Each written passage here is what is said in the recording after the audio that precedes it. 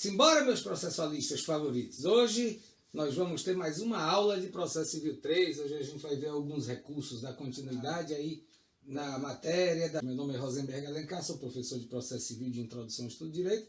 E se você estiver vendo esse vídeo aí no canal do YouTube, saiba que esse vídeo é uma videoaula gravada em especial para o curso de férias da FACAP de Petrolina. E a aula está sendo transmitida ao vivo. Então, se você gostar da aula, deixe o seu like e curta o nosso canal. Se inscreva no nosso canal, beleza? Para ficar atualizado. Simbora? Vamos dar uma olhadinha aqui em como anda a nossa ementa, turma? Tudo da primeira unidade se foi, a gente está aqui em recursos em espécie. Hoje, se tudo der certo, nós vamos ver aqui dos recursos cíveis, vamos ver agravo de instrumento, agravo interno, agravo em recurso especial e em recurso extraordinário. E ainda quero ver se a gente consegue ver... Qual foi o outro material que eu mandei para vocês? Qual foi? Não me recordo agora. Deixa eu ver. Tá. O recurso especial e o recurso extraordinário. Vamos ver se a gente consegue matar esses recursos todos. Por quê? Olha só como está. De acordo com o 994, nós temos esse rol de 9 recursos. Esse rol é taxativo, ok? Não pode, vocês se lembram bem, o princípio da taxatividade. Se não tiver aqui, nem adianta querer manejar, que não vai poder, não é permitido por lei, ok? Então a gente já viu apelação e já viu embargos de declaração. A gente mata agora agravo de instrumento interno e agravos em recurso especial e recurso extraordinário. E tudo dando certo, a gente mata também recurso especial e extraordinário, fica faltando apenas o recurso ordinário, embargos de divergência e as ações impugnáveis, e acabou a unidade. A gente pode fazer prova e todo mundo tirar 10, que eu quero ver todo mundo em processo 4 comigo. Ok, povo? Vamos lá? Vamos embora, povo? Qual é o conceito do agravo de instrumento? Esse conceito aqui eu nem me lembro, acho que foi de Didier e eu esqueci mais uma vez de atribuir os créditos. Mas esse conceito diz o seguinte, é o recurso interposto em regra contra decisões interlocutórias. Primeiro ponto. Falou em agravo de instrumento, você já liga a decisão interlocutória. Liga de imediato. Só caberá agravo de instrumento quando se tratar de decisão suscetível de causar à parte lesão grave e de difícil reparação, bem como nos casos de inadmissão da apelação e nos relativos aos efeitos em que a apelação é recebida. São as hipóteses. Nos casos em que houver a possibilidade de causar lesão grave de difícil reparação e nos casos relativos aos efeitos da apelação em que a apelação é recebida. Vamos embora? Vamos entender melhor o que é isso? O agravo de instrumento, você o maneja, via de regra, contra a decisão interlocutória. Só que eu não sei se você se recorda, não é sempre só contra a decisão interlocutória de tutelas provisórias. O artigo 1015 do CPC ele traz as hipóteses de cabimento. E quais são elas? Cabe agravo de instrumento contra as decisões interlocutórias que versarem sobre tutelas provisórias, tutela de mérito, e aí a gente para aqui e dá uma continuidade. Dá uma continuada já já. Quando fala que cabe sobre tutelas provisórias, a gente já sabe, contra as decisões que versam sobre tutelas provisórias. São aquelas decisões interlocutórias tomadas desde o início do processo até antes da sentença, em que o magistrado vai decidir uma das tutelas provisórias que vocês vão estudar em Processo Civil 5. E aí tem as tutelas provisórias cautelares, e você tem as tutelas que não são mais as cautelares específicas, né? Isso aí é o juízo se utilizando do seu poder acautelatório. E tem as tutelas provisórias de urgência e de evidência, certo? Então, deixa esse assunto para Processo Civil 5. Ainda está eu sei que algumas pessoas aí vão pagar conjuntamente agora, né, nesse período. Graças a Deus, eu espero vocês. E também tem o seguinte, há decisões que a gente já comentou até na aula passada, acho até que foi Vitória quem leu o artigo, há decisões que são tomadas no curso do processo, durante o processo, né, ou no iníciozinho dele, que são decisões que se referem ao mérito da causa. Por isso que ele diz, mas vem cá, tutela provisória, mas quando se refere ao mérito do processo, não é sentença? Sim, elas têm um conteúdo de sentença, mas não são sentença no seu próprio, no sentido estrito da palavra. Elas não são a sentença que termina o processo, elas põem fim a uma fase, não, a uma parcela do processo. são aquelas decisões que extinguem o processo com ou sem resolução de mérito, mas que estão relacionadas ao mérito do processo, mas de forma parcial. Então, são as decisões que resolvem o mérito parcialmente. Então, são situações em que a petição inicial possui vários capítulos, vários pedidos, e o magistrado, ao analisar aquela peça, ele verifica o seguinte: o processo, nesse ponto, ele se encontra maduro. Se ele está maduro, eu posso julgá-lo agora. Então, em relação àquela parcela do processo, ele decide. E aí, o que é que acontece? Você vai esperar a sentença para poder recorrer? Não dá. Vai ter ocorrido a preclusão do seu direito de recurso. Então, como não é uma sentença, como não põe fim ao processo como um todo, mas somente a parcela dele, ó o Matheus chegando, mas somente a parcela dele, então o que é que acontece? Você tem que, na realidade, se socorrer do recurso de agravo de instrumento, porque ele resolveu o mérito, mas resolveu parcialmente o mérito. Em relação ao restante, o processo continua rolando, o processo continua seguindo, continua andando. Ok? Estamos entendidos nesse ponto? Em relação ao mérito, o que é que ele se refere? Porque quando se fala do mérito, a gente já tem, peraí, contra a sentença cabe a apelação. E não é o caso. O caso vai ser de agravo de instrumento. Então vamos lá. Contra a rejeição de alegação de convenção de arbitragem, é outra hipótese de cabimento do recurso de agravo de instrumento. Quando você, na sua defesa, você alega que houve a arbitragem, e aí o juízo mesmo assim rejeitou. E aí você não vai sentenciar, você não vai recorrer através da apelação, você vai recorrer, através do agravo de instrumento, porque se tratou também de uma decisão interlocutória. Vocês observem que essa decisão de mérito a que se refere aqui é uma decisão interlocutória que tem um conteúdo de sentença, mas não é uma sentença propriamente dita. Contra incidente de desconsideração de personalidade jurídica, seja aceitando ou não, mas aí existe. Contra a rejeição do pedido de gratuidade, ou também contra o acolhimento do pedido de sua revogação, do pedido de sua revogação. Então, quando você acolhe, quando você pede a gratuidade de justiça e o magistrado nega, você tem que se socorrer do segundo grau para que possa ver a sua gratuidade atendida, né? Ou pelo menos tentar que ela seja atendida. E aí o que é que ocorre? A outra parte pode impugnar esse pedido de gratuidade. Então, a segunda parte desse inciso 5º, ela diz o seguinte: olha só, se for acolhido o pedido de gratuidade, eu vou entrar com um pedido de revogação, que é a impugnação. Se houver a revogação daquela gratuidade, se for acolhido esse pedido de revogação da gratuidade, eu tenho, como parte que era beneficiada e agora prejudicada no processo, eu tenho que interpor o recurso de agravo de instrumento, que é para poder ver o processo seguir, para poder ter atendido o meu pleito de gratuidade. Ok, babies? Vamos pular? Para exibição ou posse de documento ou de coisa, exclusão de litisconsórcio, rejeição do pedido de limitação do litisconsórcio, admissão ou inadmissão de intervenção de terceiros, concessão, modificação ou revogação do efeito suspensivo aos embargos de execução. Quando vocês estiverem, olha só, período que vem, quando a gente estudar embargos de execução, vocês vão entender que o procedimento é tão especial que ele muda por completo. Quando você move uma ação de execução, a defesa do executado não é a contestação para se contrapor, são os embargos de execução que dão origem a um novo processo. Então, quando você move os embargos, não é automático, mas pode ocorrer o efeito suspensivo, então a execução fica parada, para que os embargos sejam julgados. Só que aqui dos embargos, ao invés de você entrar com uma réplica, como entraria com a contestação, você entra com a impugnação aos embargos, porque já é nos autos de outro processo. E aí ali é que o magistrado vai se pronunciar. Após isso ele vai sentenciar. Ele vai sentenciar primeiro os embargos, porque se os embargos forem julgados procedentes, a execução morre. Se os embargos forem julgados improcedentes, os embargos morrem e a execução prossegue normalmente.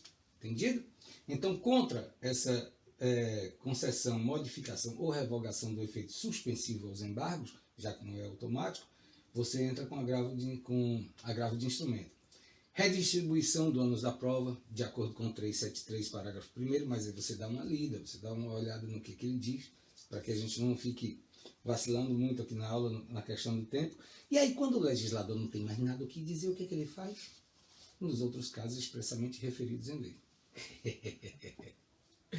Mas não, dá para a gente compreender um pouquinho. Vamos ver só essa situação dos outros casos previstos em lei. Vitórias que você leu para mim foi o 356, parágrafo 5º, acho. Foi, deixa eu ver se foi isso mesmo. Ou se eu estou ficando louco. Foi. Então, o que é que ocorre? O que é que ocorre? Se vocês observarem, o inciso 2º, ele fala mérito do processo. Mas ele não diz qual é a situação exata, específica. Mérito do processo. Mérito do processo. Mérito do processo? Então tá.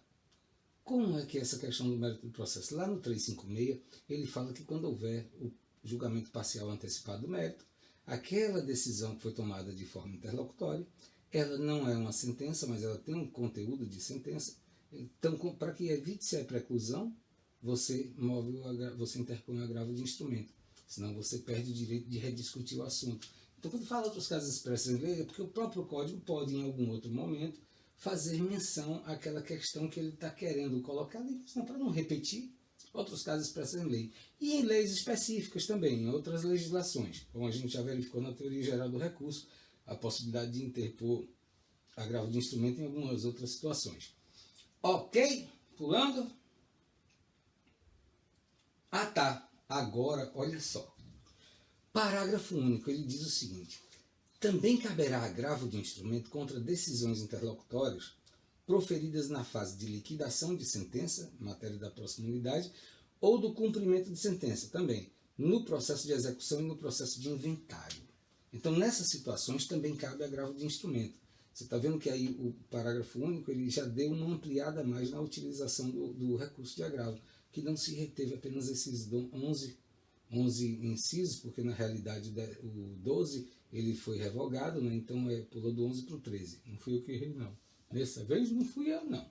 Estou inocente dessa vez. O 1016. Uma das coisas, vocês lembram quando a gente leu sobre aquelas situações que são, só fazendo um parênteses aqui, tá certo? Vocês lembram quando a gente leu aquela situação de que, olha só, as questões que não forem agraváveis, não sei o que, elas serão suscitadas em sede de preliminar? O que a gente precisa entender sobre essa questão do agravo de instrumento? Tudo aquilo que for decisão, que for tomada, proferida no curso do processo, mas que não estiver contida nesse rol, que se vocês observarem, quando a lei chega aqui e diz outros casos expressos em lei, é porque esse rol não é taxativo, é um rol exemplificativo, porque quando ele é taxativo ele esgota as possibilidades, e aqui não, ele deixa em aberto para que você possa mover, para que você possa interpor esse agravo de instrumento, mas aí você tem que ver se é cabível. Então, quando a norma processual ela chega e diz, olha só, aquelas decisões que não forem passíveis de agravo durante o curso do processo, aquelas interlocutórias que, poxa, não consta daquele rol, e eu não estou vislumbrando aqui a possibilidade de interpor agravo de instrumento, você vai lá, pesquisa jurisprudência sobre o tema e descobre que não havia, que o princípio da fungibilidade dos recursos não vai se aplicar àquele caso, aí o que é que você vai fazer? Você vai se lembrar do seguinte, bom, se não é possível agravar, porque não consta daquele rol, e eu já pesquisei, já estudei, já olhei tudo aqui, e eu não tenho a menor possibilidade de agravar dessa decisão, então aquela decisãozinha ali você deixa anotada, para que quando você for apelar, e você vê, claro, você tem que ver se aquela decisão vai te trazer algum prejuízo através da preclusão. Se não trouxer nenhum prejuízo através da preclusão, você vai deixar ela anotadinha e quando você for fazer a sua apelação, é que você vai impugná-la em sede de preliminar na apelação. Ok? Vamos lá? Agravo de instrumento. Como é que você vai redigir? Como é que vai ser a estrutura dele? O que é que você vai fazer dentro do agravo de instrumento? O 1016, ele traz para a gente todos os requisitos dele, da petição do agravo de instrumento. Ele vem dizendo exatamente o que é que você precisa fazer na parte escrita do agravo de instrumento. Lembrando que um dos requisitos dele é justamente esse, forma escrita, ok? A forma escrita é fundamental. Então, o que é que o 1016 diz para a gente? O agravo de instrumento ele vai ser dirigido diretamente ao tribunal competente por meio de petição com os seguintes requisitos. Se lembram que é diferente da apelação? Na apelação você tem uma dupla tramitação, apesar de que não tem mais o duplo juízo de admissibilidade recursal, né, que era o que acontecia no CPC de 73, que você protocolava a petição e o magistrado aquele ia analisar a admissibilidade do recurso, podia negar, podia não conhecer do recurso, você já tinha que agravar daquela decisão, já tinha que recorrer, olha só quanto problema. Para quando chegasse lá no tribunal, o tribunal julgar aquele agravo, depois mandar subir, mandar intimar outra parte. Era uma problemática, era uma complicação danada. Então não tem mais esse duplo grau de admissibilidade, mas ainda tem uma dupla tramitação. Porque a perspectiva e a expectativa daquele ser que se chama sentença é não morrer. É ser imutável, é ser eterno, é fazer norma contra todos. Até como se diz na teoria contratualista, é criar um contrato entre as partes. Então, a perspectiva da sentença é imutabilidade. Ela não quer mudar, ela não quer ser modificada. E também os juízes não gostam muito de terem suas decisões modificadas. Então, por isso que quando o juiz o sentencia, ele não já manda direto para lá, para o tribunal, porque primeiro ele tem que ver se a parte vai provocar o segundo grau de jurisdição através da interposição do recurso. Se ela vai se inconformar com a sentença proferida no juízo acor, ou se ela vai simplesmente concordar e dizer, não, está tudo bem, está tudo maravilhoso, belo e perfeito, não preciso recorrer não, tá bom, me satisfaço com isso, vou pagar mesmo, tá bom, sou um bom pagador, e assim ela vai fazer. Então ainda existe essa dupla tramitação, o processo permanece aqui no primeiro grau. Só vai para o segundo quando provocado através da interposição da apelação. E aí o que ocorre? A apelação ela é dirigida, a petição ela é dirigida ao juízo de primeiro grau. Você apela ao juízo de primeiro grau. Você apela a ele, não, minto, perdão. Você apela para o juízo de segundo grau, mas você dirige a petição para o juízo de primeiro grau, porque ainda é aqui que se encontra o processo. E as tramitações que vão acontecer são justamente intimação do recorrido e intimação do recorrente se por acaso houver recurso adesivo ou matéria em sede preliminar que seja passível de uma contra-impugnação pelo recorrente, ok? Então, nessas situações, sim, aí você vai apelar. Você vai apelar, não. Aí há a tramitação no primeiro grau. Mas uma vez recebido recurso contra razões, recurso adesivo, contra razões ou recurso adesivo, se for o caso, aí sim, ou manifestação do recorrente em relação às preliminares suscitadas pelo recorrido, aí o magistrado, a ele, por mais indignado que ele esteja, por mais irresignado que ele esteja, ele não pode apreciar nada, por mais falhas processuais que haja naquele recurso, ele não pode fazer absolutamente nada. Ele só tem que pegar o processo e mandar para o segundo grau. Mandou para o segundo grau, e sim, o relator toma as providências dele. Já no caso do agravo de instrumento, não. No caso do agravo de instrumento, não. Você não vai interpor a apelação, o agravo, estou ficando velho. Você não vai interpor o agravo no primeiro grau. Você já vai dirigir a petição para o segundo grau. Observem o que é que diz o caput do 1016. O agravo de instrumento será dirigido diretamente ao tribunal competente. Mas por que não, Rosenberg? Eu não vou protocolar aqui para ele poder encaminhar. Porque, primeiro, o agravo de instrumento é um recurso que requer urgência. Se ele pudesse esperar a apelação, a sentença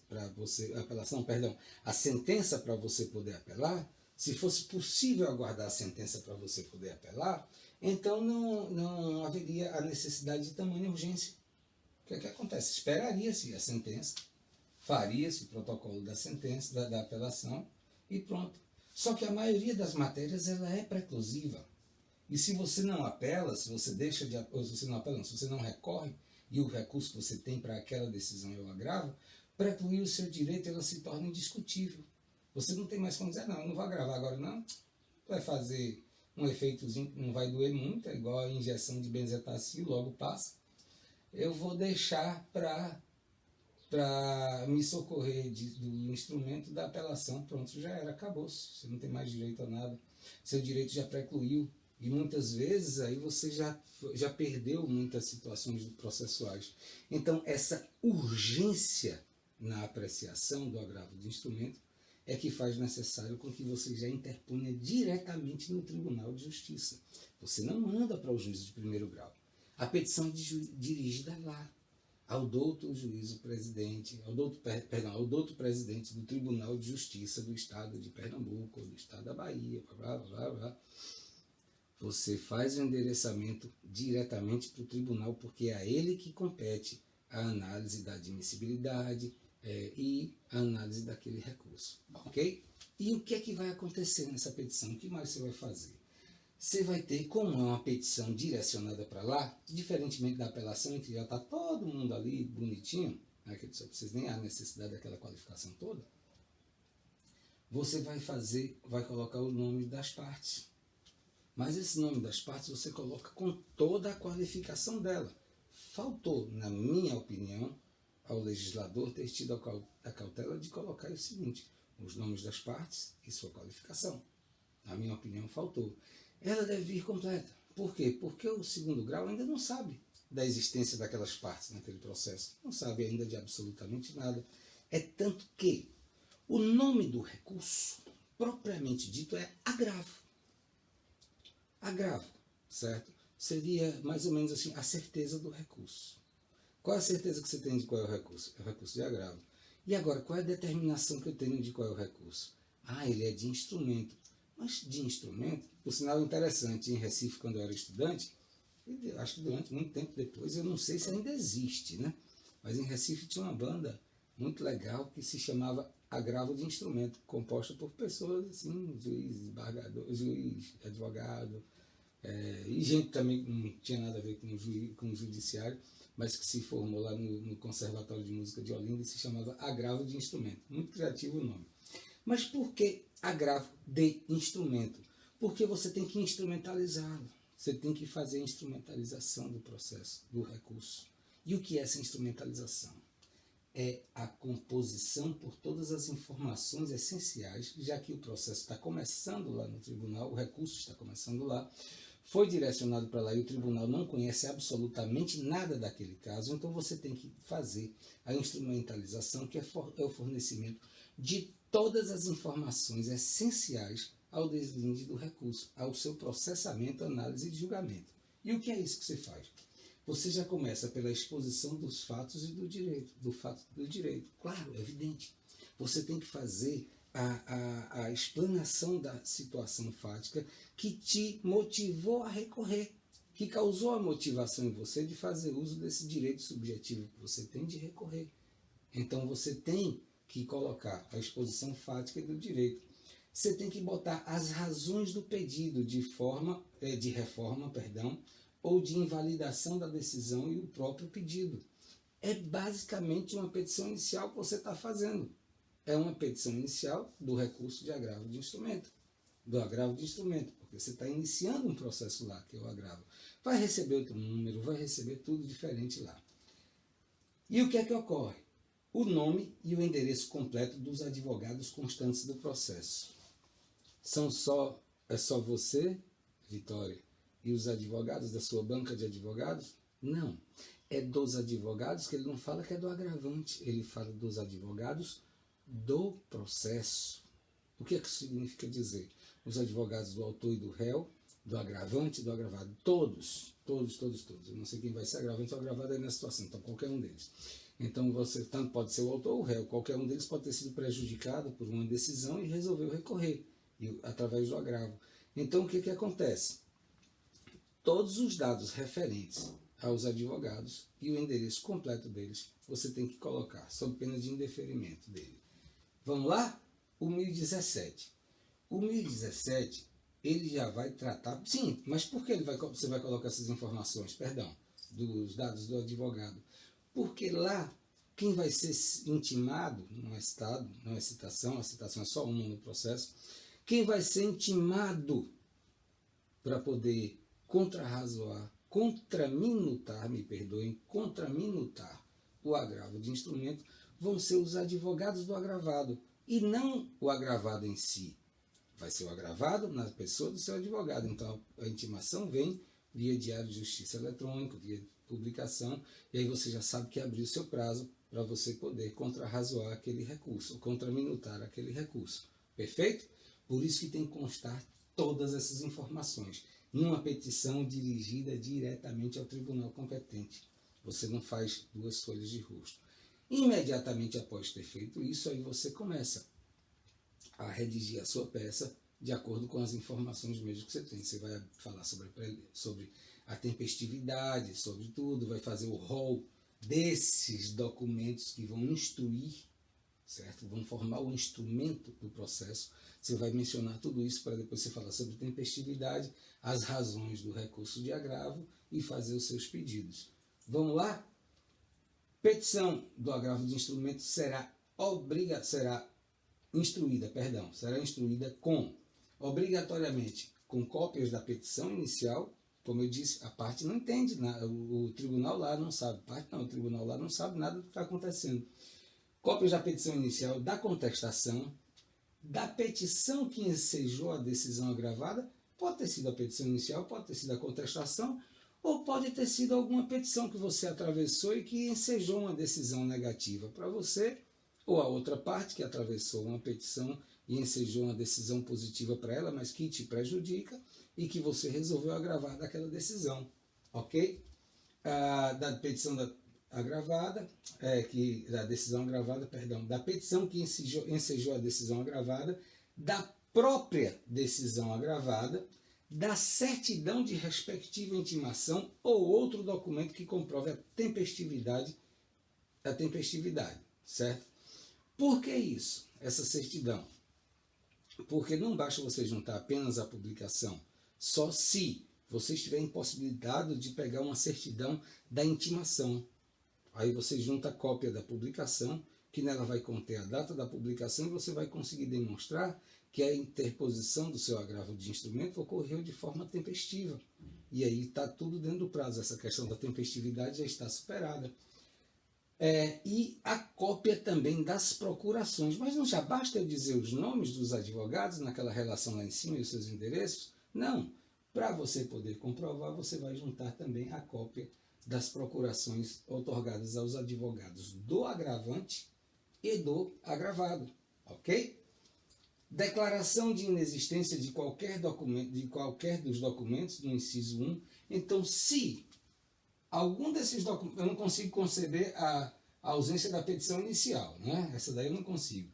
Mas qualquer uma delas, contestação, ou uma petição que ensejou, ou procurações de advogados, qualquer coisa. Qualquer um desses documentos, como eu disse, eu não concebo o processo sem a petição inicial, porque ela é que dá início ao processo, que não exista nos autos do processo, aí você tem que fazer uma declaração dizendo, olha, não existem os documentos tais e tais e tais, por essa razão eu deixo de juntar. Observe, isso aqui é um rol que também não é taxativo, ele não se esgota aqui. Isso aqui são os documentos principais para formarem um instrumento do agravo.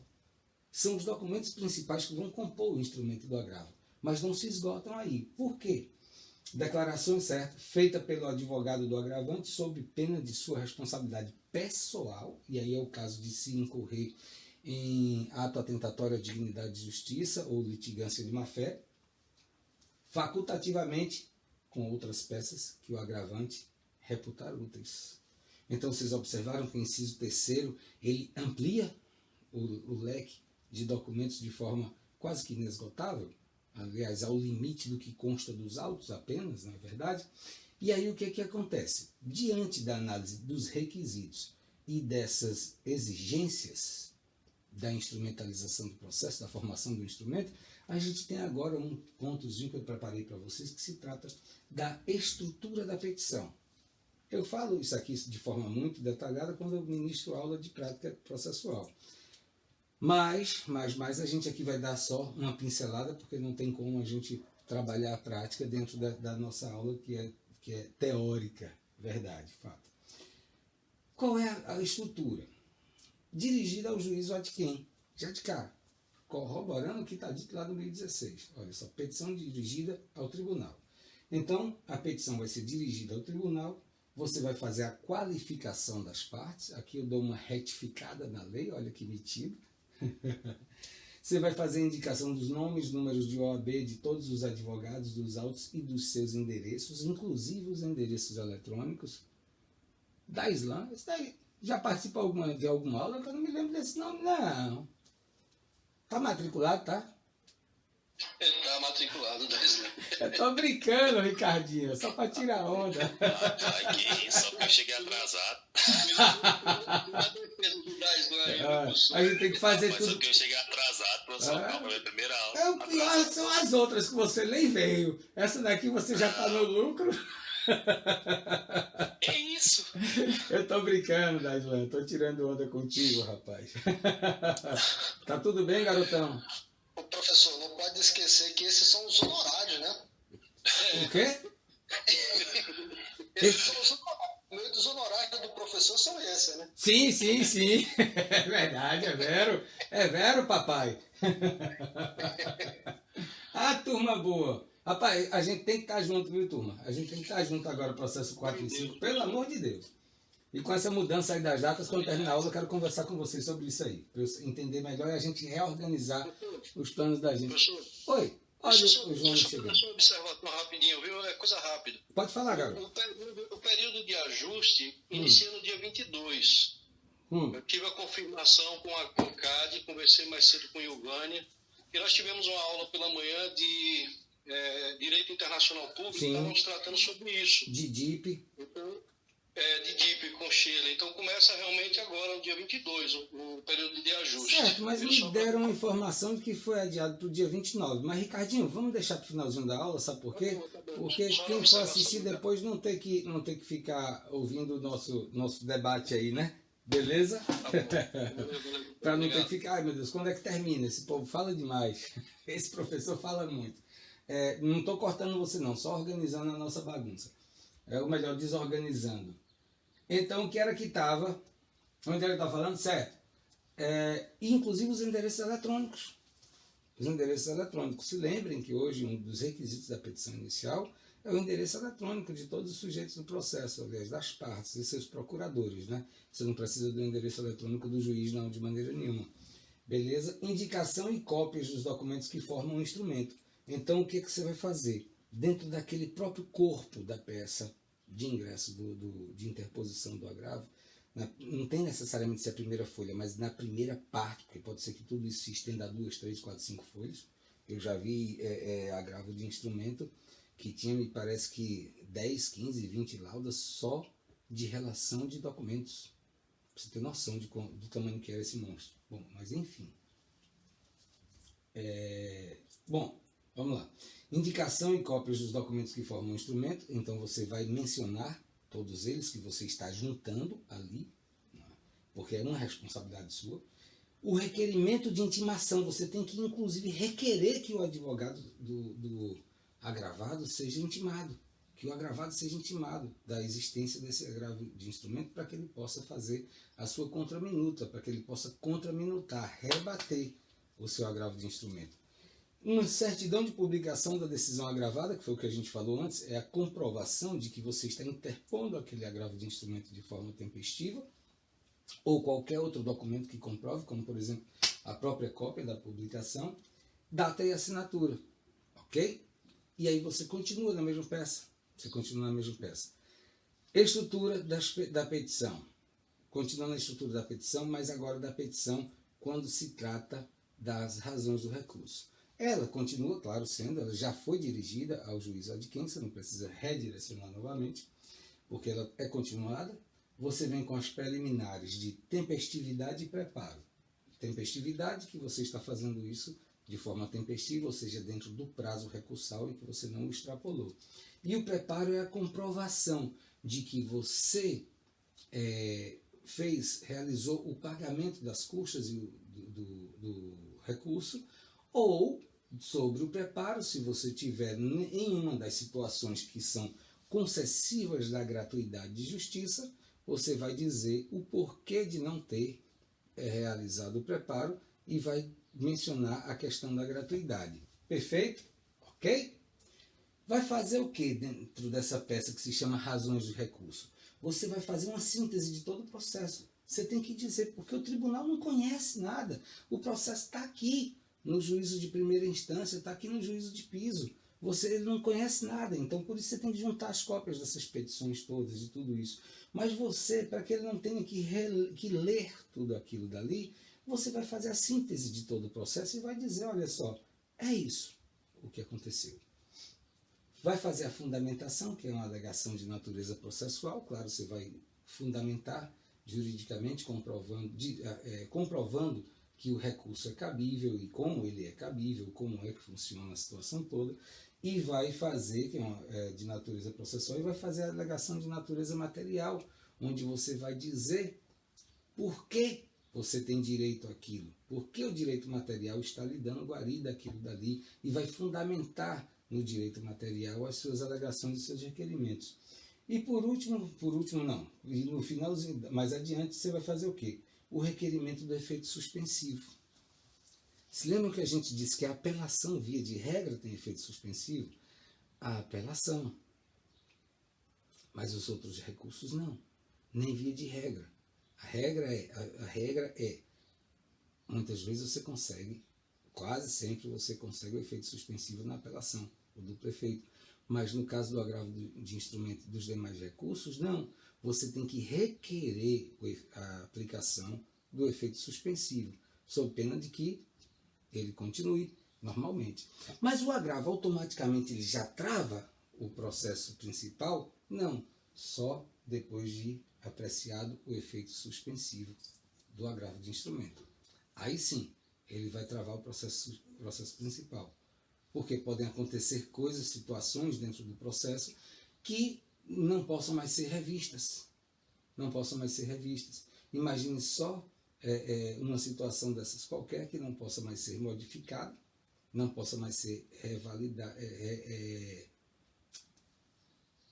revista pelo magistrado de primeiro grau, nem sob o comando do segundo grau, e a parte saiu prejudicada. Por isso, em algumas situações, exige-se, para concessão, por exemplo, de tutela provisória, uma caução, que é para tentar minimizar os prejuízos da parte demandada, ok?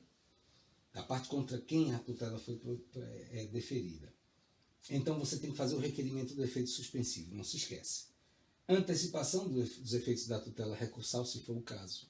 Então, aquelas mesmas normas do 294 ao 311 do CPC, que versam sobre tutelas provisórias, que vão falar lá tanto de uma forma geral como sobre as tutelas provisórias de urgência, de evidência, as situações em que você pode requerer uma tutela cautelar, não uma cautelar específica, elas não existem mais, mas uma tutela cautelar do magistrado. Então, se for o caso, você vai fazer o seu requerimento de tutela recursal, ok?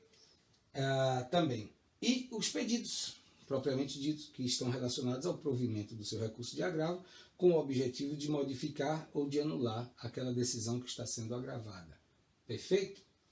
Na estrutura dos pedidos, vejam só o que foi que a gente viu.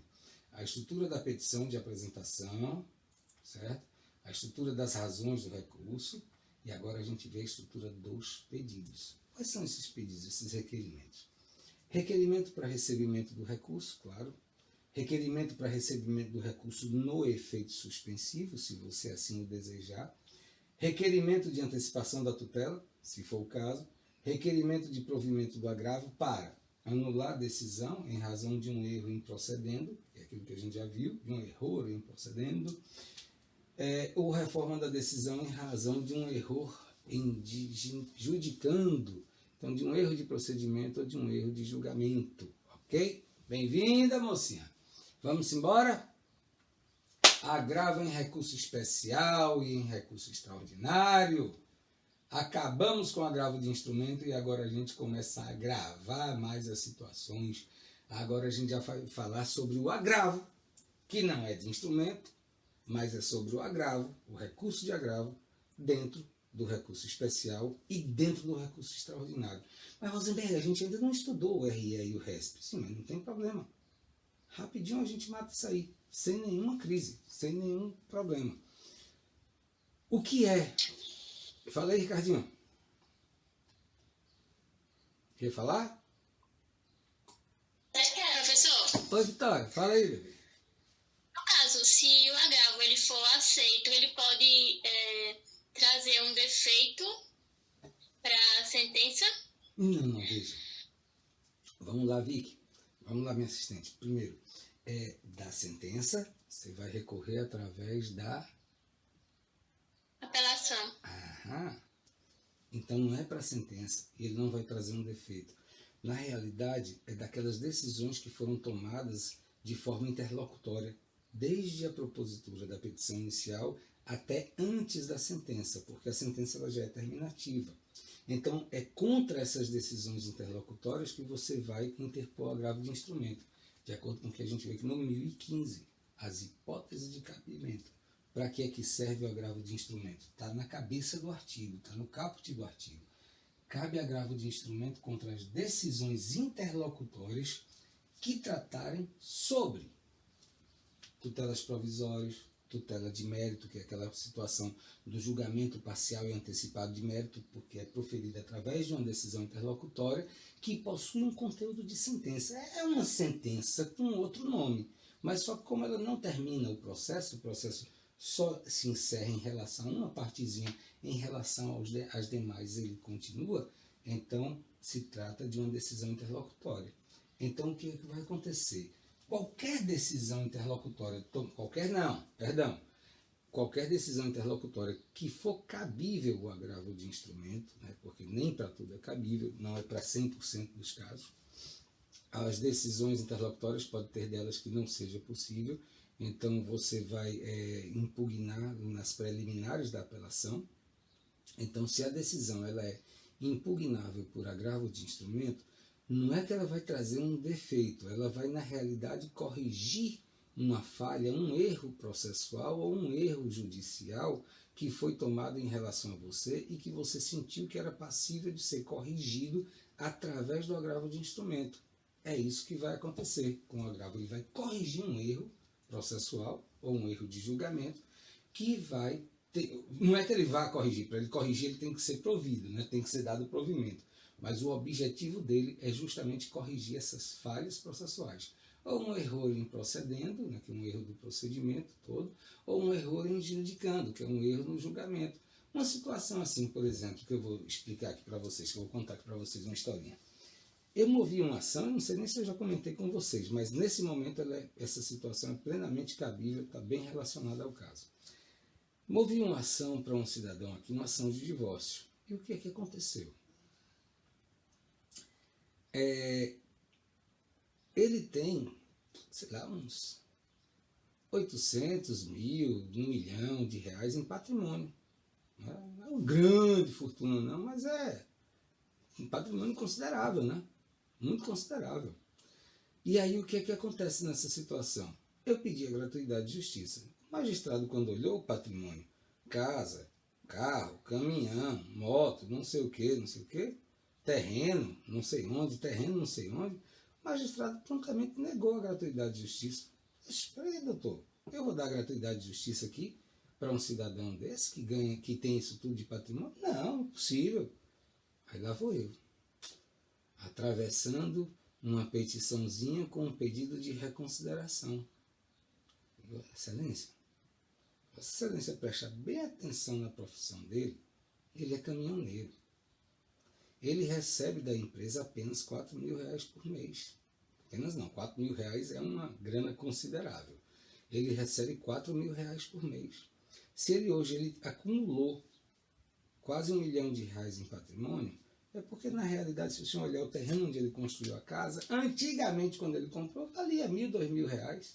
Hoje, não. Vale 50, 80 mil só o terreno. Eu não me lembro mais. 50, 80 mil era lá em 2018, isso aí. 19, era na época aí, do processo da propositura da ação. E a casa que ele construiu gastando muito pouco, lá no passado, hoje ela vale R$300.000, R$400.000, R$500.000, não sei. Por quê? Porque houve uma hiperinflação do mercado imobiliário, há uma exploração absurda do mercado imobiliário, estão supervalorizando supervalorizando os valores, os preços dos imóveis. E aí, tudo bem, demonstrei todas essas situações a ele. E, na realidade, ele negou. Aí eu digo, opa, peraí, vou correr o risco. Tenho 15 dias para recorrer, 15 dias úteis. Vou protocolar hoje e vou despachar com ele amanhã. Protocolei num dia, no outro dia fui despachar com ele. Excelência, mais um pedido de reconsideração. Se Vossa Excelência entender que continua não, me diga que eu indefiro o meu pedido, por favor, com urgência.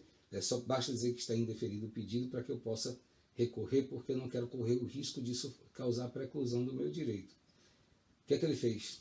O que é que eu fiz? Eu dei a ele alternativas. De fato, ele não tem dinheiro hoje. O salário dele está aqui comprovado. Para pagar 8, 9 mil reais, 10 mil reais dava o valor das custas dele. Quase 10 mil reais. Como é que ele ia entrar, pagar isso ganhando 4 mil por mês e tendo filhos para sustentar, esposa e tudo mais? Esposa atual e tudo. Não, não dava, não tinha como. Então, o que é que ele fez? Eu dei alternativas e ele acolheu uma das minhas alternativas, que foi dar um desconto de 50% e ainda deixar para pagar o final do processo, quando houvesse a venda do patrimônio e a partilha dos bens. Mas se ele não tivesse acatado esse meu pedido, eu teria que agravar dessa decisão.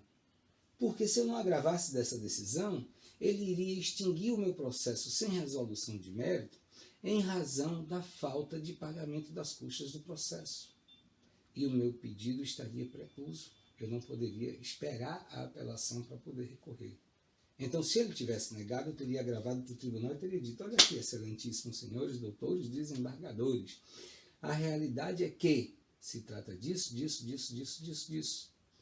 E diante dessa situação aqui, ele não tem condições de pagar as custas do processo.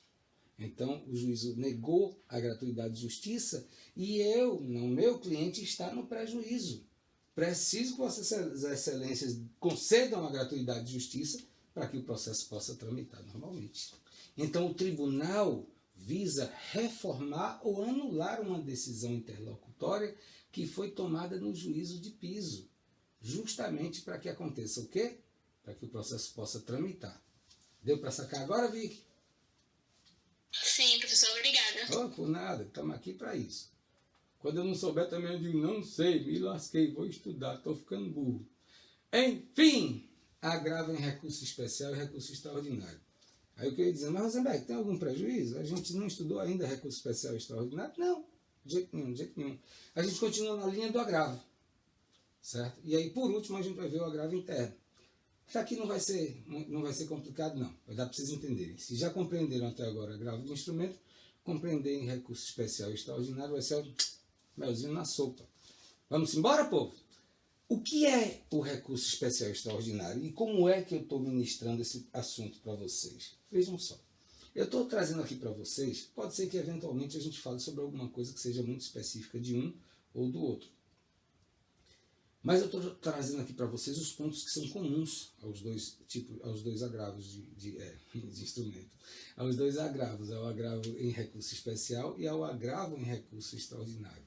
Você não vai ler agravo de instrumento em recurso especial e extraordinário, não. É agravo o recurso em recurso especial e agravo em recurso extraordinário. Ok, babies? O que a boa doutrina nos fala? Vamos dar uma lida para a gente poder destrinchar. É o recurso interposto contra a decisão do presidente, observe, não é do juízo de primeiro grau, do presidente ou vice-presidente do Tribunal de Justiça, objetivando impugnar a decisão de inadmissibilidade do recurso especial ou do recurso extraordinário. Entendam? Lembram-se que não existe mais o duplo grau de admissibilidade recursal? Quando você protocola a apelação, o juízo tem a obrigação de enviar para o tribunal, certo? Mas em se tratando de decisões tomadas dentro do Tribunal de Justiça, tomadas pelos desembargadores, né, pelo presidente ou vice-presidente do tribunal, sobre a inadmissibilidade do recurso, em se tratando dessas decisões, você vai protocolar o recurso lá e vai haver sim, vai ocorrer o duplo juízo de admissibilidade. O desembargador vai analisar e, estando tudo ok no recurso, ele vai encaminhar para o Tribunal Superior, para os tribunais superiores, se for um caso. Então, no caso de recurso de agravo em recurso especial ou em recurso extraordinário, ou nos dois, você vai interpor o recurso lá no segundo grau, para que haja juízo de admissibilidade primário, para que depois seja encaminhado para o tribunal para que haja um novo juízo de admissibilidade. Lá, se o recurso tiver sido negado, ou alguma coisa assim, ou alguma situação dessas, então lá no tribunal eles vão reformar aquela decisão de admissibilidade. Então, é o tipo de recurso que você se utiliza para isso. Os agravos de recurso especial ou extraordinário são recursos, não é um acórdão que vai por fim ao processo, que vai por fim à fase de segundo grau do processo. Na realidade, é uma decisão do Tribunal de Justiça sobre a inadmissibilidade do recurso especial, e o recurso especial é aquele que você maneja no caso de agressão a normas infraconstitucionais, a legislação federal, e o recurso extraordinário é justamente aquele que você se utiliza contra questões constitucionais, ok? Então, vamos lá. Quais são os 3 pontos básicos que a gente tem? O CPC inadmite a existência do duplo juízo de admissibilidade, com exceção dos casos de interposição de recurso especial e extraordinário. Nessas situações do recurso especial e extraordinário, você vai ter o duplo juízo de admissibilidade. Por isso que você tem que protocolar o agravo lá e ele vai encaminhar o agravo para o tribunal. A mesma coisa acontece, a gente tem também a questão do agravo no caso do recurso trabalhista, quando você recorre da inadmissibilidade do recurso trabalhista para o tribunal, você agrava daquela decisão para que ele possa subir, para que a admissibilidade seja feita, seja revisada lá no tribunal. Então, o juízo do tribunal de origem exerce apenas o juízo provisório de admissibilidade. No caso de impugnação de vários capítulos, vocês se lembram do que a gente já estudou? A decisão ela pode ser composta por vários capítulos ou por um só, tanto faz. Mas se você tem um acórdão lá do tribunal que existem vários capítulos, e aí no caso da impugnação de vários capítulos, a inadmissibilidade de algum deles deve ser oponível através do agravo de instrumento, certo? Para evitar justamente o trânsito em julgado dela. E aí o restante vai prosseguir normalmente. Então, se você tem aqui vários capítulos de uma decisão de um acórdão, e você impugnou todos eles, qualquer deles que não tenha sido aceito, ou melhor, você simplesmente resolveu que vai recorrer desses 3 de forma especial, mas esses 2 aqui você vai agravar da mesma forma, porque senão você está operando o trânsito em julgado em relação a que você está deixando com que o trânsito em julgado em relação àquelas 2 situações que você não recorreu se opere. E aí o que é que ocorre? Você vai ter o prejuízo da execução provisória da sentença ou da execução definitiva em relação a esses 2 pontos, pelo menos, porque o processo vai seguir normalmente para o tribunal. E aí, quando você tem o agravo em recurso especial ou extraordinário, você tem as suas hipóteses de cabimento. E essa análise a gente vai lá para o nosso artigo 105 da CF. O que é que ele diz? É possível a fundamentação do recurso em mais de uma possibilidade, contudo, sendo inadmissível por uma delas, não caberá agravo, pois haverá remessa em função em relação da admissibilidade parcial.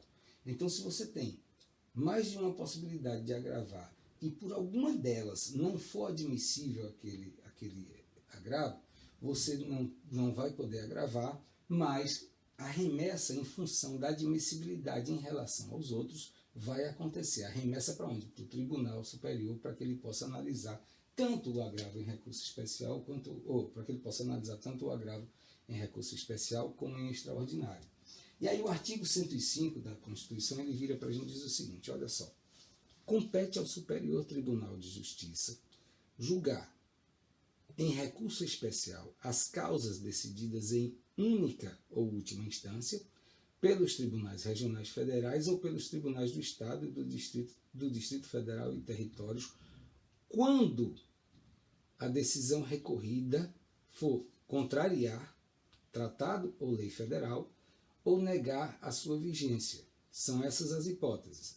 Quando a decisão recorrida julgar válido ato de governo local, contestado em face de lei federal, ou seja, contestado em razão da existência de uma lei federal.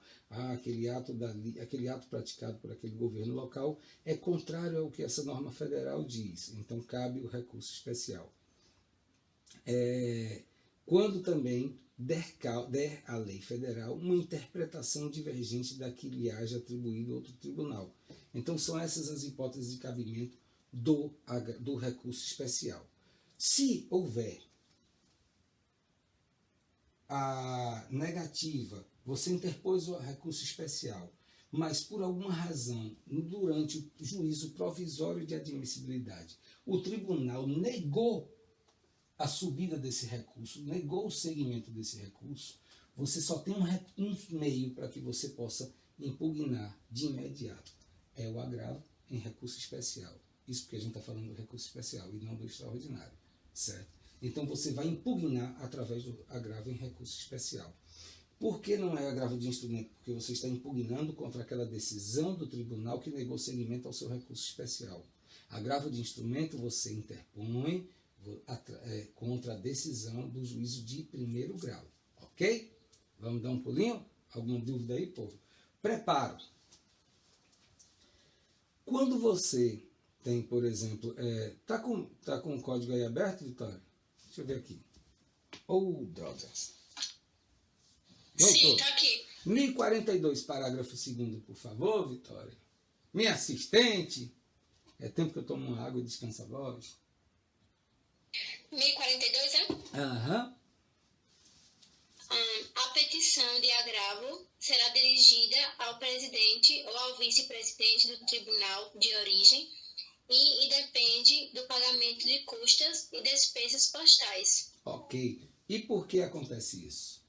Porque se você observar, você já pagou as custas e as despesas postais aqui, ó, quando você protocolou o recurso especial. Já está tudo pago. Por quê? Quando você vai agravar, você agrava lá, esse agravo é interposto no segundo grau, e ele vai subir com o processo todo para o tribunal. Então não tem por que pagar duas despesas. Se por acaso lá em cima o seu agravo, lá no tribunal, for negado provimento ao agravo, então nem vai apreciar o recurso especial. Mas se por acaso for dado provimento, seu agravo for provido, for conhecido e provido, então sim vai se analisar o recurso especial. Mas aí por que pagar duas custas? Não precisa. Já não tem mais a necessidade. Então, como ela é interposta dentro dos próprios autos, o processo já sobe como um todo. Já vai direto para lá, ok? E qual é esse procedimento? O agravo em RESP e em RE vai ser interposto por petição dirigida ao presidente ou vice-presidente do tribunal de origem no prazo de 15 dias. Então, o protocolo é feito dentro do tribunal. Se lembrem que o agravo de instrumento, a gente faz o protocolo no juízo ad quem? Lá no Tribunal de Justiça, já é o tribunal de origem da decisão recorrida. Então, você protocola lá o agravo de instrumento e não no STJ ou no STF. O agravo de instrumento, o agravo em RESP ou em RE. O agravo em RESP ou em RE você protocola lá no tribunal de origem, no tribunal onde foi proferida a decisão de negativa de seguimento do seu recurso, ok? E aí o que é que diz essa observação?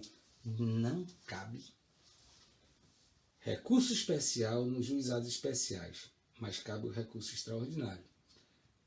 Dessa decisão do colégio caberá então agravo em recurso extraordinário dirigida ao presidente do colégio recursal. Isso é uma questão jurisprudencial que está se resolvendo ainda, certo? Porque a gente ficou sem um terceiro grau. Ele já não tem um segundo dentro do juizado especial e ficou sem um terceiro. Juízo de retratação. Uma vez que foi interposto o recurso especial ou recurso extraordinário, e que for oportunizada a apresentação das contrarrazões, ou seja, o que é que quer dizer com isso? Uma vez que a outra parte tenha também se pronunciado nos autos, com ou sem essas contrarrazões, o presidente ou vice-presidente do tribunal ele vai apreciar o agravo e vai decidir. Por isso essa questão do protocolo lá mesmo.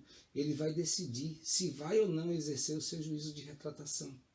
Coisa que não acontece aqui na apelação, né? Ah, não, peraí, eu apelei, ou eu apelei não. Eu sentenciei, mas esse cara recorreu e eu não quero que o processo vá lá para o tribunal. Não. O duplo grau de jurisdição é um direito, é uma faculdade que as partes têm. Então tem que ir mesmo, o processo tem que ser decidido lá. Já no segundo grau, não.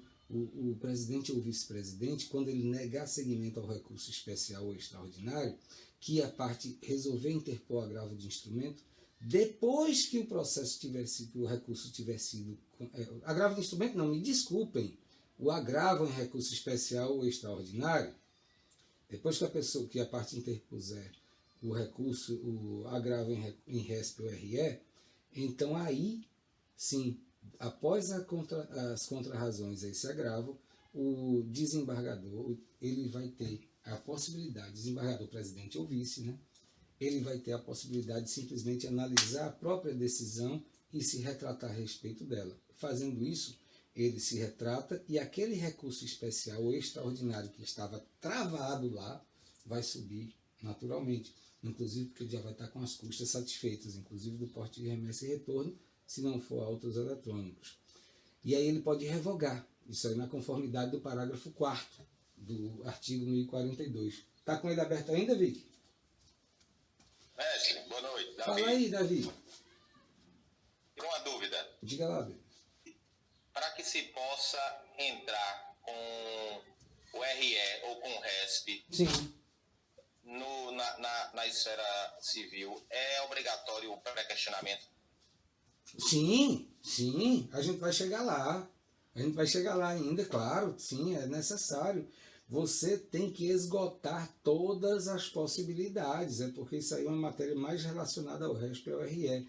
Por hora a gente está entendendo apenas a utilidade do agravo, do recurso de agravo, das suas várias modalidades de agravo, né? O instrumento em RESP e RE e daqui a pouco interno, para que a gente possa tratar de agravo de uma tacada só, certo? Mas sim, claro, você para poder recorrer para o tribunal, você tem que ter esgotado por completo todas as possibilidades nas instâncias ordinárias. Bom, deu para sacar, Davi? Beleza? Obrigado. Ah, ok. Falou. Remessa à Corte Superior. Como é que vai ocorrer? Se não ocorrer o juízo de retratação, né, e for ultrapassada a oportunidade da apresentação das contrarrazões e a parte tiver apresentado ou não tiver apresentado, ao desembargador não vai analisar juízo de admissibilidade. Ele já analisou do recurso especial ou extraordinário. Ele só vai pegar o agravo e mandar subir para o STJ ou STF. E lá é que vai ser analisado o agravo de instrumento. Porque o agravo já foi interposto contra uma decisão de admissibilidade dele mesmo. Então ele não vai apreciar uma segunda admissibilidade.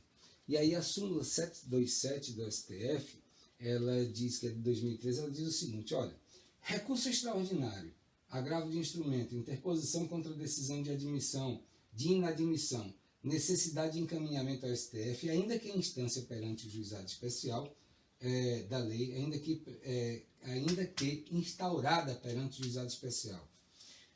Lei 90.995, certo? O que é que diz aqui? Não pode o magistrado deixar de encaminhar ao Supremo Tribunal Federal o agravo de instrumento interposto da decisão que não admite recurso extraordinário, ainda que referente à causa instaurada no âmbito dos juizados especiais. Aplicação do regime de julgamento de casos repetitivos, outra hipótese. Ao agravo em RESP e RE, você vai aplicar o regime de julgamento de casos repetitivos, inclusive quanto à possibilidade de sobrestamento e juízo de retratação. E lá dentro do tribunal, como é que vai ser esse julgamento? Nos tribunais superiores, o agravo em RESP ou RE é julgado pelo relator, cabendo a decisão desse o agravo interno para a turma. Vocês se lembram daquilo que a gente falou, da composição da turma, da Câmara, não sei o quê?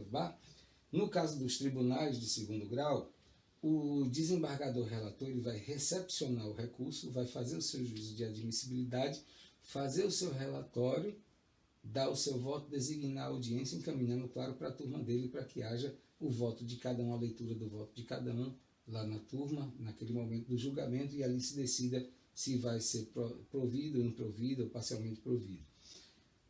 No caso do RESP ou do RE, e depois que ele fizer o juízo de admissibilidade lá, admitir, se ele não receber, se ele não conhecer do recurso, daquela decisão dele lá, que não conheceu daquele recurso, por alguma razão que seja, você vai entrar com um outro tipo de agravo, que já é o agravo interno. Temos essas 3 modalidades aí, parece muita coisa. Você só tem que decidir onde se utilizar. Estamos tratando de um RESP, então é um agravo em um recurso especial. Estamos tratando de um RE, então vai ser um agravo em um recurso extraordinário. Da decisão de qualquer deles, seja do STF ou do STJ, que inadmitir o agravo, você vai agravar, você vai recorrer daquela decisão através do agravo interno. Por quê? O relator disse, não admito esse recurso. Mas tem os outros membros da turma que podem pensar de modo diferente. Então, através do julgamento da turma, vai se decidir se recepciona ou não, se julga ou não aquele recurso. Ok? Então, o relator, o que é que ele pode fazer? Ele pode não conhecer do agravo manifestamente inadmissível ou que não tenha atacado especificamente os fundamentos da decisão agravada, né? E aí impõe-se ou não o exame, né? do RESP ou do RE. Ele pode conhecer do agravo e negar provimento, se correta a decisão ou, ou se o RESP ou o RE for prejudicado ou contrário à súmula do tribunal ou acórdão do STF ou do STJ. Pode também conhecer do agravo para dar provimento ao recurso e pode determinar a conversão do agravo em RESP ou RE. Como assim? É o princípio da fungibilidade recursal. De repente, dentro daquele agravo, você atacou tanto a decisão recorrida, inclusive não só a decisão que negou seguimento ao RESP, que ele, por si só, ele já abraçou o próprio RESP ou RE. E aí ele pode conhecê-lo como sendo ele, ok? E você se lembra vocês se lembram, na verdade, que a gente falou que você não pode se utilizar de 2 recursos contra uma decisão, mas você pode se utilizar de um recurso contra 2 decisões? Lembram-se disso? É o princípio da unirrecorribilidade. No caso do RE e do RESP, você pode. Por quê? Porque dentro daquela decisão recorrida, você pode ter encontrado ali matérias tanto infraconstitucionais como constitucionais. Ok? Finalizado esse assunto, agora a gente tem só mais 8 artiguinhos sobre o agravo interno, que é para a gente finalizar essa primeira parte e começar outra. Que horas são? Tá cedo demais, 5h35. Oxi! Agravo interno. O agravo interno ele é o recurso cabível contra as decisões unipessoais proferidas em tribunal, sejam elas proferidas pelo relator, sejam elas proferidas pelo presidente ou vice-presidente do tribunal, certo? Conceitozinho de Didier, de Juninho. Mas aí o que é que acontece nessa questão do agravo interno? Todas aquelas decisões que forem tomadas pelo relator, pelo presidente ou vice-presidente do tribunal, você não vai fazer o manejo do agravo de instrumento não, porque ele é contra as decisões interlocutórias de primeiro grau. E o agravo interno ele é cabível igualmente no âmbito dos juizados especiais, mas propriamente de decisão proferida por um relator da turma recursal. Esse aqui é o enunciado número 464 do FPPC. FPPC significa Fórum Permanente dos Processualistas Civis. E aí ele diz o seguinte, olha só, a decisão unipessoal, monocrática do relator, da turma recursal, né, é impugnável por agravo interno. Porque uma vez que você impugna aquela decisão unipessoal, você transfere para a turma, no caso aí o colégio recursal, o direito, o dever de fazer o julgamento daquela decisão, daquele recurso contra a decisão que você impugnou do tribunal, da decisão unipessoal que você impugnou. E aí vem dizendo, embora o artigo 1021 do CPC fale apenas de decisão unipessoal do relator, o artigo 1030, introduzido pela lei, vejam só, uma alteração de 2016 já do CPC vigente, 13256 de 2016, traz todas as hipóteses de cabimento do agravo interno para os casos de interposição contra decisões do presidente ou vice-presidente do tribunal. É o artigo 1021 que eu trago ele transcrito aqui para vocês. Agravo interno. Contra a decisão proferida pelo relator, caberá agravo interno para o respectivo órgão colegiado, observadas quanto ao processamento as regras do regimento interno do tribunal. Lembrem-se daquilo que eu falei para vocês. Quando você for recorrer, quando você for contrarrazoar um recurso, seja lá onde for, Pega o regimento interno do tribunal, é chato pra cacete. Você também não precisa ler tudo, não. Você vai ler aquilo que te interessa. E aí você vai estudar o regimento interno. Porque através dele você descobre qual é o funcionamento daquele tribunal. Porque a prática é diferente. Então, na petição de agravo interno, o recorrente vai impugnar especificamente os fundamentos da decisão agravada. Se lembrem, sempre, você impugna através de recursos e recorre de decisões, não de outras peças processuais. O agravo tem que ser dirigido ao relator, que vai intimar o agravado para se manifestar sobre o recurso dentro do prazo de 15 dias. Todo prazo processual é de 15 dias menos o dia D. O de embargo de declaração é de 5 dias, que é justamente para que você consiga ter tempo de fazê-lo antes de fazer o seu recurso de apelação, ok? Ou outro recurso qualquer dentro dos tribunais, porque os embargos de declaração suspendem a ocorrência do trânsito em julgado, né, e interrompem o prazo para interposição de outros recursos. E aí, ao final do qual, não havendo retratação, o relator levá-lo a julgamento pelo órgão colegiado com inclusão na pauta. Certinho? Agravo interno, parágrafo 3º. Vamos para uma vedação. É vedado ao relator limitar-se à reprodução dos fundamentos da decisão agravada para julgar improcedente o agravo interno. Então, quando for submetido a ele, esse julgamento, ele não pode simplesmente repetir a mesma fundamentação que está sendo agravada, não. Ele tem que se fundamentar nos termos do recurso.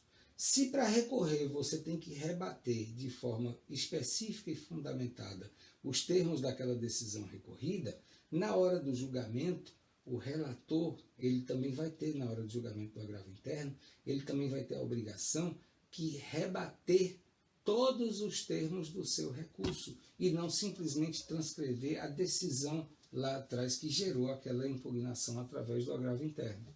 Ok, meninos? Quando o agravo interno for declarado manifestamente inadmissível ou improcedente em votação unânime, o órgão colegiado em decisão fundamentada condenará o agravante a pagar ao agravado multa fixada entre 1% e 5% do valor atualizado da causa. Certinho? A interposição de qualquer outro recurso está condicionada ao depósito prévio do valor da multa prevista. Quais são as particularidades referentes ao agravo interno? Agora, isso já estamos terminando. Ela unifica o regramento do tema que antes era espalhado por toda a legislação. Então, esse agravo interno no CPC de 73 era todo misturado, era muito mais regimento interno do que até mesmo propriamente a lei. Ele confere uma dignidade normativa, uma dignidade processual ao agravo, porque agora ele é um gênero do agravo de instrumento. Vocês podem observar, o pai é o agravo de instrumento, os outros todos são os filhinhos. Encerra uma polêmica sobre o seu cabimento, porque hoje cabe contra qualquer decisão do relator, presidente ou vice-presidente do tribunal, salvo se houver uma proibição legal, né? Se não tiver, cabe contra todas as decisões. Então, o relator, presidente ou vice-presidente do tribunal tomou uma decisão, não gostou, agravo interno. Tá até umas travadinhas, mas hoje está melhor, porque antes a gente tinha situações muito piores. Cabe contra a decisão em recurso de remessa necessária, certo? Ou qualquer outra causa que tramite no tribunal. Ok? Babies, vamos continuar? Prazo para interposição, 15 dias. 15 dias corridos, prazo processual. Não se tem nem o que se falar sobre isso. Preparo. Precisa? Mais uma vez, é um tipo de recurso que não precisa do preparo. Você não tem necessidade justamente porque ele é uma modalidade que já está lá dentro do recurso. Já está lá dentro do processo. Você não tem a necessidade de fazer o preparo. Qual é o procedimento do agravo? Do agravo interno. O agravo interno será interposto por petição dirigida ao relator, que poderá retratar-se ouvindo antes a parte agravada. Qual é o procedimento do relator? Pode retratar-se, né, após o contraditório do recurso, após a apresentação das contrarrazões, ou pode levar a julgamento pelo colegiado, né, para que possa manter ou revogar aquela decisão. É possível fazer sustentação oral? Sim, cabe sustentação oral durante o julgamento do recurso de agravo interno. Ok? O princípio da fungibilidade é válido? Para a gente finalizar essa questão aqui, caso o tribunal entenda que o recurso cabível era o de agravo interno e não o de embargo de declaração, os embargos de declaração podem ser processados como agravo interno em razão do princípio